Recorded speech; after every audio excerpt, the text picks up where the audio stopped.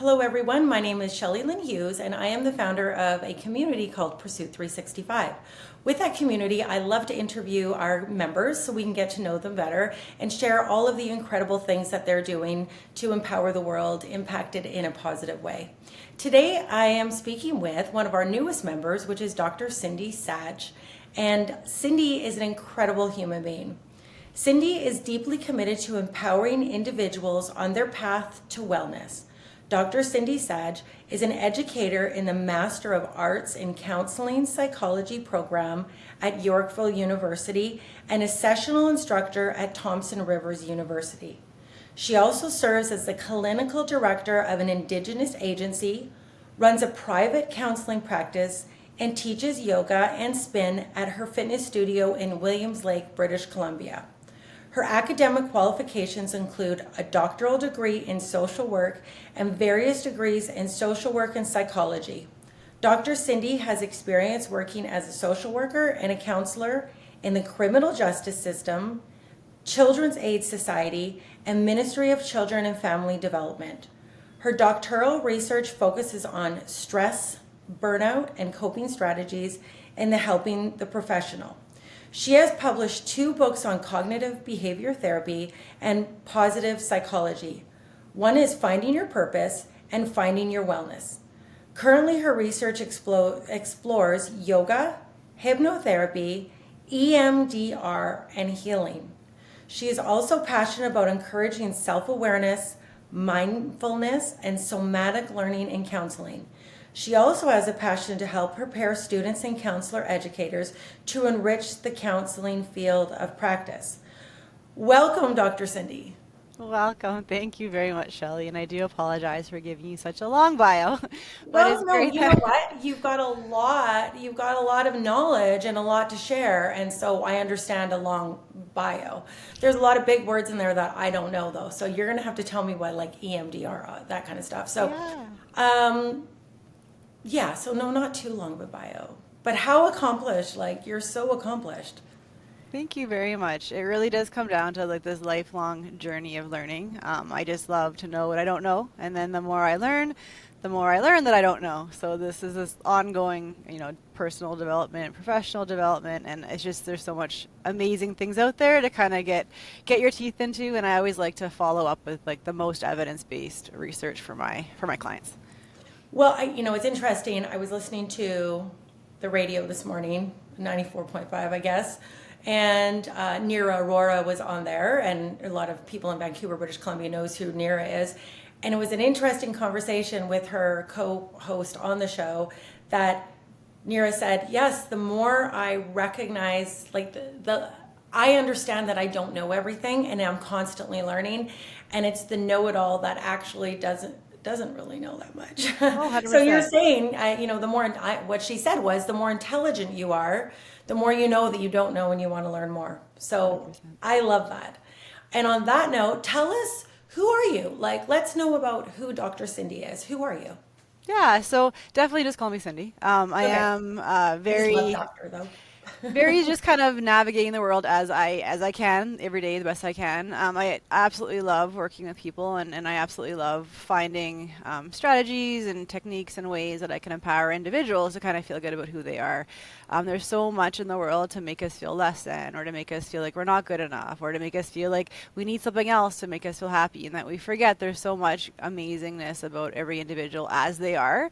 And I just like to remind people of that, and this just kind of like brings me joy to see other people feeling good, and to share that joy with their loved ones, and it really does cause that ripple effect in the world of just making it a better place.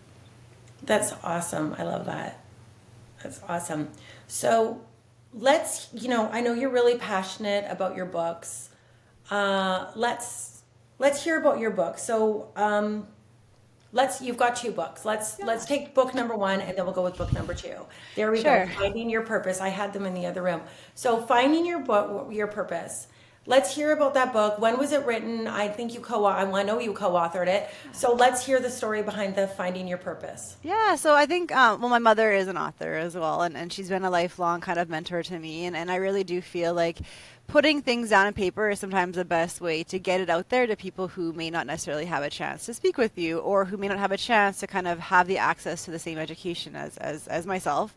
I definitely acknowledge my privilege, and I acknowledge that I have had a very lucky background of being in school, and it's something that not a lot of people can do, whether it's sitting there for the hours and hours, or the research that's involved, or just the financial constraints that come with being in school. So with writing a book, it really is a way that I can give back to the world around what I've learned. And, the whole idea that I have with knowledge is when you have it, your gift is to give it back, right? This idea that no one should be hoarding knowledge. We should all be, on the same page around like what's out there. And so the book to me is a way that I can share with others what I've learned from my schooling.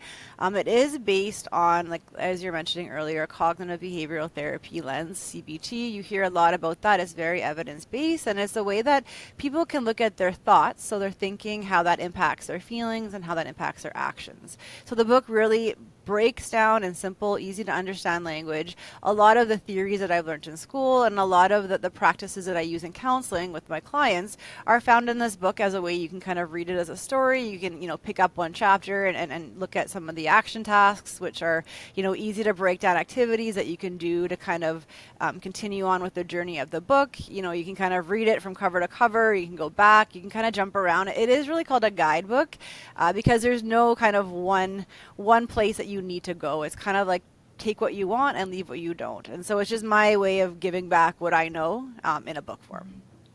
So do you think like everybody would get something out of it, or is it a specific reader or a specific, person? Yeah.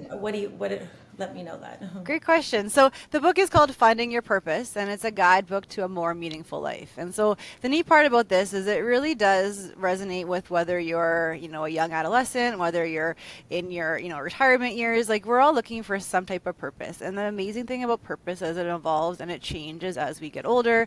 And then this idea that, yeah, we could all find something that make us feel a little bit better at the end of the day. And so what this book does is, it consistently reminds us of, hey, if you're not feeling good in this moment, there's something else that we can be doing to kind of find that. And whether purpose to us is this idea of joy, or whether it's kindness or love, or just some type of way that we can navigate in the world, it does offer everyone something. So whether you're kind of feeling good and you want to feel better, whether you're kind of not really sure where you're going in your life, it offers some direction. And the neat part is it's not about myself giving you the recipe of what your life is going to be better with. It really is finding deep digging inside of you. And so we use positive psychology to look at what's already valuable about each person. Like, we all have amazing gifts and tools within inside of us, and it asks you to kind of think on that and start to kind of really own your authentic gifts, own who you are. And once you start to do that, the rest kind of unfolds around, like, once you find what makes you feel good, that's going to really guide you towards your purpose as well. Well, and something that was really important for me that you said there was that our purpose changes as we age or get older, different different times in our lives. My purpose when I was 16 is very different than my purpose now. And again, like, even this would be great for maybe moms that have been not in the workforce and raising their children, or fathers too, because there's a lot of fathers that have raised their children as well on their own, and the mom's working, or even, like you said, seniors, older people that have retired. And they just don't even know what to do anymore. Like, what's my purpose? Yeah. My dad, he retired at 50, and he got bored, so we started another company that just because he could go around and talk to people and enjoy their conversations. And he's 80 now, and he still has his business going, because he says he loves what he does. He has purpose. Yeah. And that's the amazing thing too. So purposes doesn't always equal like a career. It doesn't always equal like a business. It doesn't always equal like something you need to wake up for, right? Like, a purpose really is this like meaningful life. And a meaningful life can be, this idea of sharing joy or doing things for others out of kindness to kind of, raise this vibration of good energy in the world. Or whether this purpose is to, be the best mom you can be, or this purpose is to be the best grandfather you can be, or like, there's so many different like versions of what purpose is. And definitely people do often associate purpose with like a career, and this is like not a career book, but it will give you an understanding of, hey, like, if I don't feel good, maybe I am in the wrong career, or if I don't feel good, maybe there is something I need to kind of pay attention to. And whether it's your intuition, or whether it's kind of like acknowledging the gifts that you have that you may not be living in alignment with, it definitely kind of like pulls out some great strategies to kind of find that meaning in life. Oh, that's great. Yeah, like that. I thought that reminds me of success. What success to one person is different for another person. Yeah. Success to me is happy, healthy, being able to pay my bills. It's not having $1 billion in my bank account. It's having happy people around me. So yet it's very different for everybody. Yeah.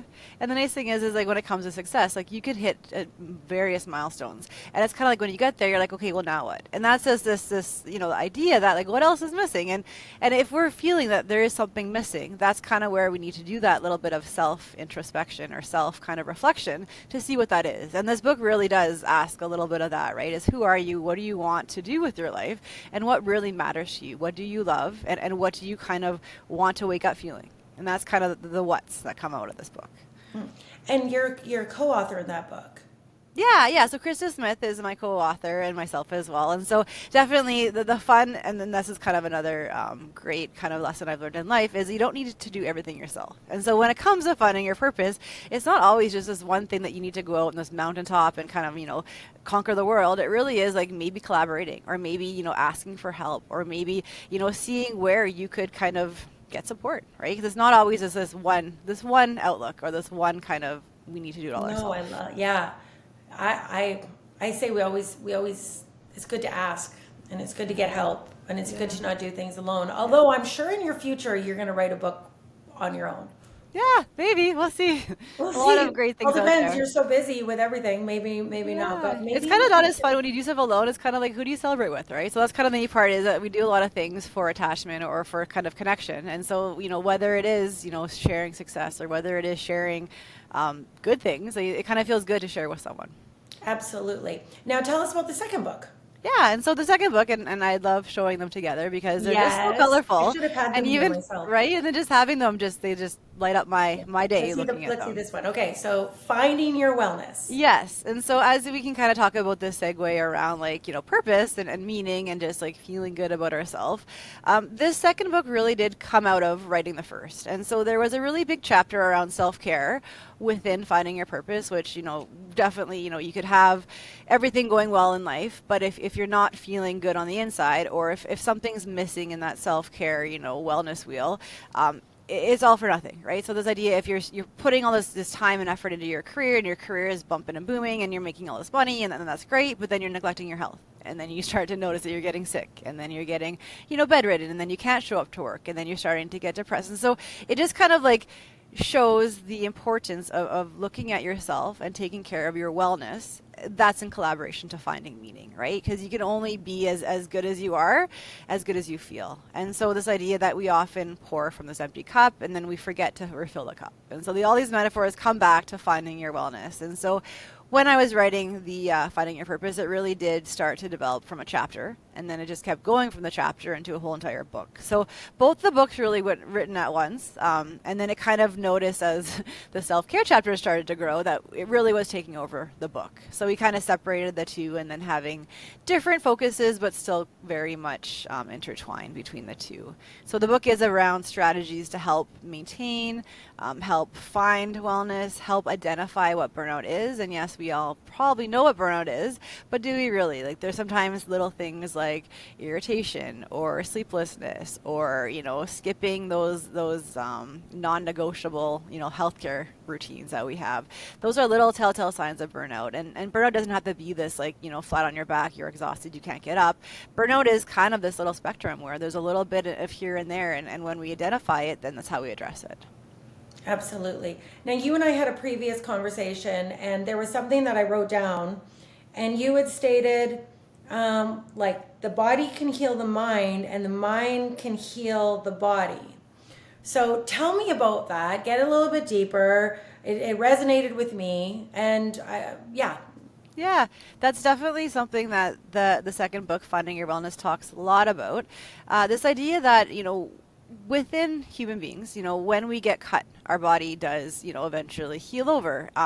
When we get a cold, our body builds up immunity. When we, break a bone, our body eventually heals, right? Our bodies are made to heal. And same goes with this idea of stress. Any stress is this idea that we sometimes thrive off stress. Sometimes we need stress in order to motivate us. However, stress can also be toxic stress. And so with that being said, our body does have mechanisms to help with, toxic stress. It has ways to help with trauma. It has ways to help us self-soothe when we're getting, hyper or hyper aroused. These ideas that our body can self-regulate when we give it the time and the space and the breath to do it. There's many, amazing things that I've learned with my career in counseling that can help an individual when they are experiencing, a really traumatic event or after the traumatic event to help kind of, get back to who they were. We're all going to experience grief and loss in our lives at some point. And, yes, it can be debilitating, but there's also strategies that our body can do to help us get through those things. It's remarkable when we have time to talk about our body. Yes. And so one thing you also, I remember, or at least we talked about earlier, is your yoga-based psychoneurosomatic therapy, YPN2 or T. So that was one of the things that's like long and I don't understand, and I'm sure all of our listeners are not going to understand. So let's learn. Yes, and so that's a nice segue as well, is that our body can heal us through a lot of different things, and whether it is sickness or whether it is, a cold or whatever is coming up, like trauma or something that we kind of experience. When it comes to EMDR, which is another word that you'd asked a little earlier, that actually breaks down to eye movement desensitization and reprocessing.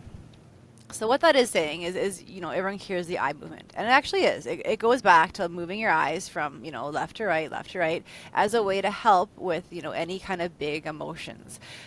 There's strategies that we could use when, a critical incident happens to kind of help us come back in the moment. Often we dissociate, or often we get hyper-aroused where we get, numb or we freeze, or the other side is when you get that fight or flight with the hyper-aroused.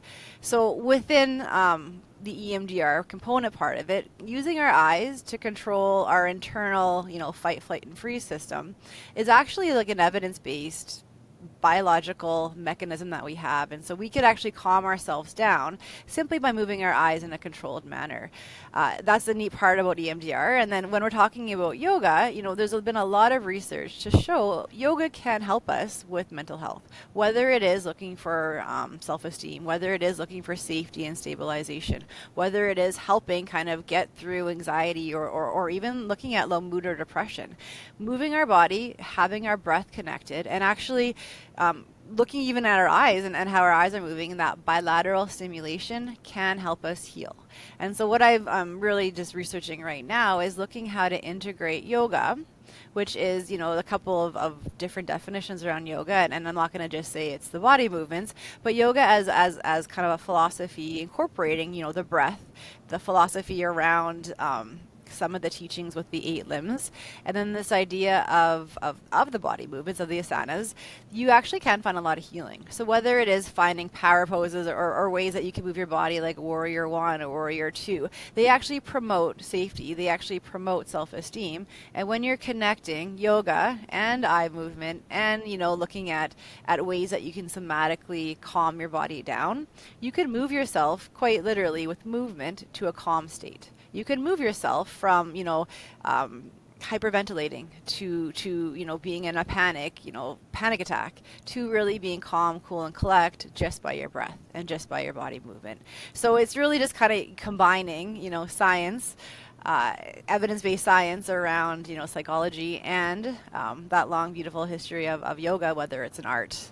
You're kind of combining the two. So I gave you a really long answer there, but yoga-based psychoneurosomatic therapy really is combining psychology, yoga, and now we're bringing in a little bit of that neural pathway biology to healing, which is how our body does heal itself. Wow. Well, there's a lot more to it than just wearing cute yoga pants. There definitely is.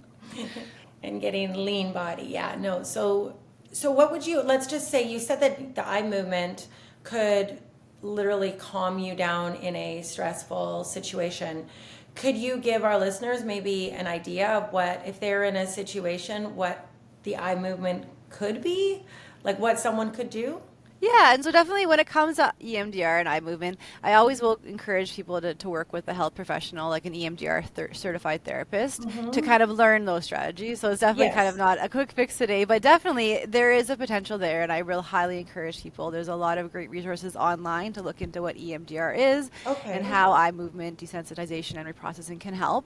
But if we're looking at bilateral stimulation, which is kind of what the left and right like movement is, bilateral stimulation can be like such thing as a walking, going for a walk, and kind of even this idea of breathing on your walk, even this idea of just kind of really being mindful in the moment of when you're walking is bilateral stimulation.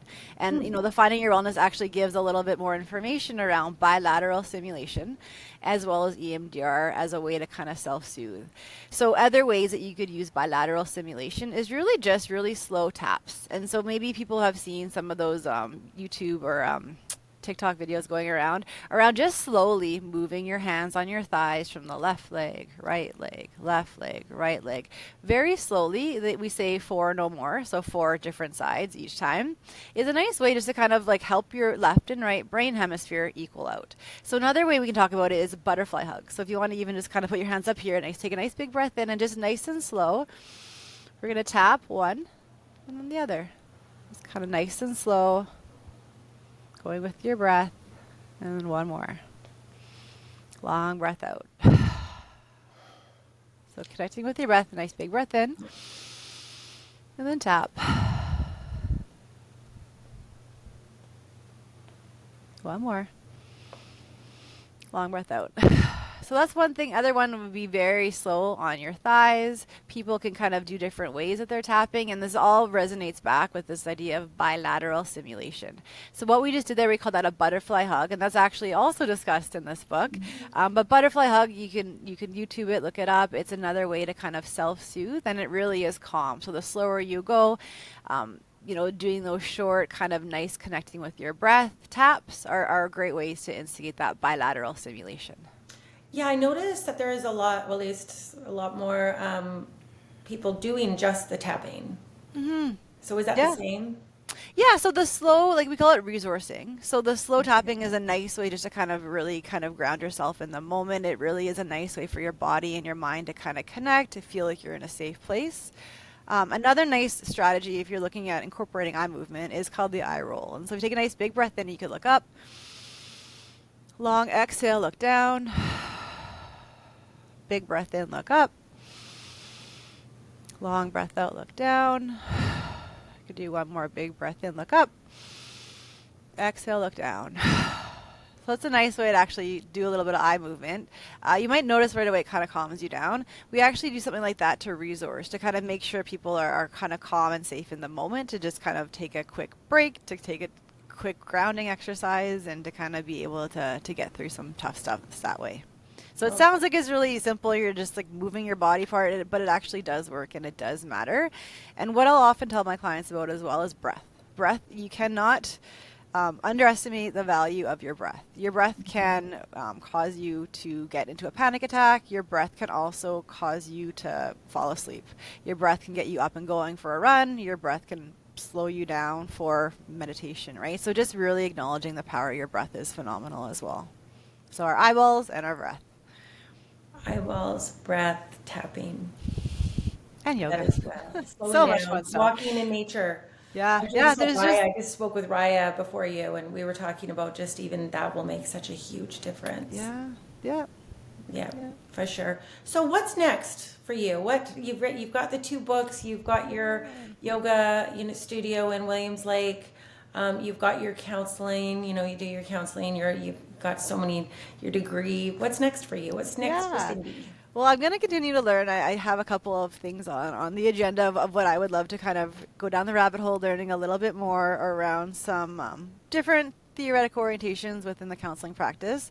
But I'm also in the process of building something called a Phoenix Dome. So Phoenix Dome is this 30 by 30 foot yoga dome. It's going to be a pretty fantastic opportunity for people to come out, try some yoga, try the yoga-based psychoneurosomatic therapy approach that we're going to be offering as kind of free workshops for people to come try it out. Then it's also something that we're going to kind of incorporate nature-based healing with too. So where the Yoga Dome is being built, it is being built outside of Williams Lake, British Columbia. It is going to be fantastic where there's 20 acres around this Yoga Dome. It's going to have the opportunity for hikes. It's going to have the opportunity for just kind of calling back to nature in the sense of spending some time with yourself, with nature, with others like-minded individuals who are looking to kind of find safety, stability, self-esteem, healing in a really natural way with your body, with your breath, and a little bit of movement. So that's kind of what's next. And then if we're looking like in the long-term goals, I mean, who knows? I really would love to start to incorporate a little bit of a hot yoga into my life. So maybe that's going to be coming up as well. I love hot yoga. Not Yeah. super hot though. Yeah. Like the old, like when they went really hot, I don't like that. I like just warm yoga. Yeah. Well, I mean, a lot of value in sweating it out. There's also that theory around, just kind of sweating out stress, shaking out stress. We'll see what the world presents in the next couple So of your years. dome, is it you'll be able to do some retreats there then?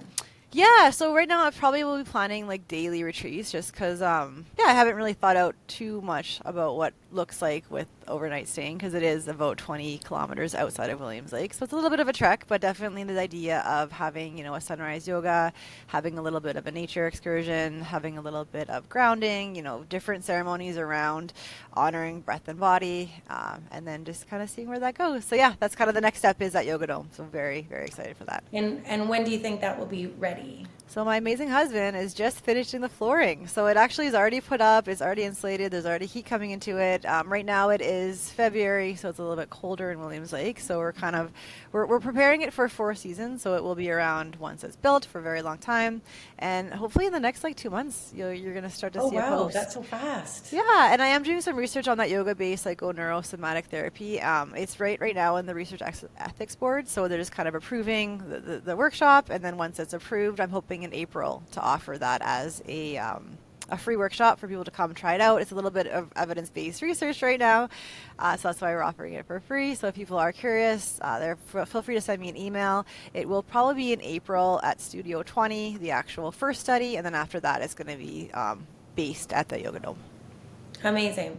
So what I'm going to do, Cindy, is I'm going to be putting your bio and a longer version than what I read down below in the information session. I'm also going to include your website, both your websites, one your Williams Lake one yoga studio, but also include your practice.